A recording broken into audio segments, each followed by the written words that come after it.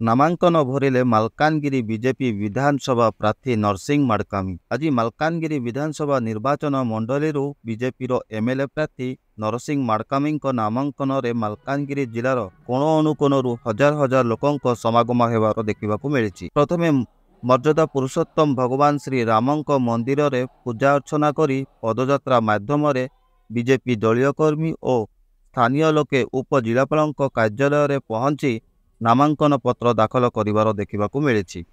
नामांकन पत्र दाखल पर मालकानगिरी शहर परिक्रमा करथिले।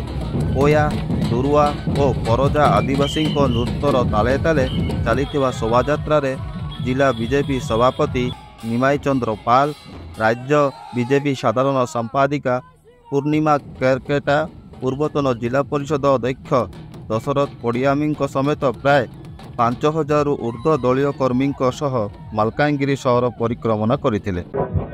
मोर वोटर भाई मान को नहीं आज मो प्रार्थीपत्र दाखल करने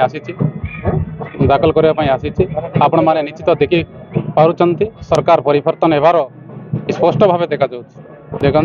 मौलिक समस्या जो रही मालकानगिरी जिले में आज पर्यंत चाषी मान जमी रे पानी पहुँची ना, स्कूल रे शिक्षक ना, एमती अनेक मुद्दा रही है। सब मुद्दा नहीं कि मुझे देखु आज की 5 वर्ष है आम वोटर भाई मान पाखे पहुँचीचु, घरे घरे पहुँचीचु, निश्चित भाव चिन्हा अच्छु, गाय कौन सन्देह ना।